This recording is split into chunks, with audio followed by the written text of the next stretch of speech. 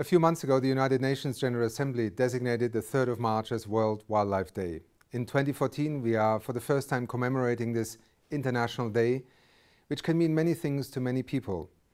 To some, wildlife is something that gets in the way of development. The proverbial frog species that prevents a road from being built, the fish species that prevents perhaps a hydropower station from being commissioned, or on the other hand, the beauty that a tourist and visitor to Kenya, for example, where UNEP is headquartered, will experience and feel when they sit in the savannah and in the bush and watch wildlife roaming across the plains of Kenya's Rift Valley, or indeed many other parts of this continent. Indeed, it is in Africa that much of the international focus in terms of the future of wildlife is today centered. In one sense, it is justified because Africa has been an extraordinary custodian of biodiversity and wildlife, flora and fauna for the global community. It has also become a major economic factor. Indeed, again, the example of Kenya is very interesting. Over $1.1 billion every year are earned through tourism. This is a vital part of Kenya's economy. It is a wildlife-based and nature-based tourism. We know that for many countries, wildlife has become a major asset.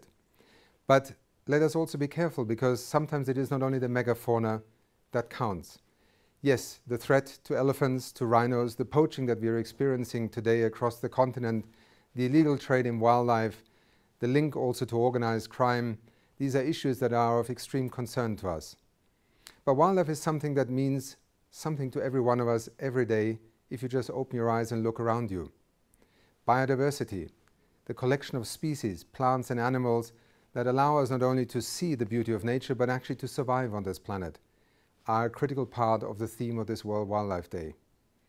So, in celebrating this day, let us by all means look at some of the most threatened species. Let us take cognizance of the fact that the IUCN Red List, with every year and with every moment that is provided to us by science, continues to grow in terms of the number of species that are endangered with their survival. We as humanity in the 21st century are threatening the survival of thousands of species.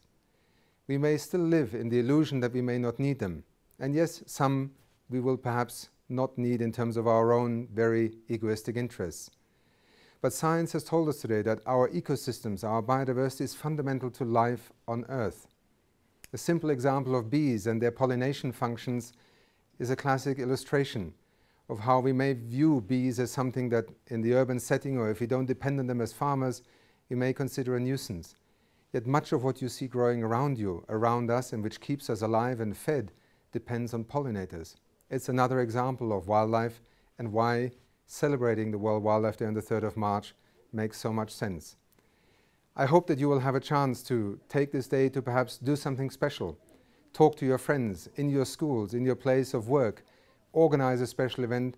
Remind ourselves that wildlife is not just something that you go and watch in a national park or in a distant destination.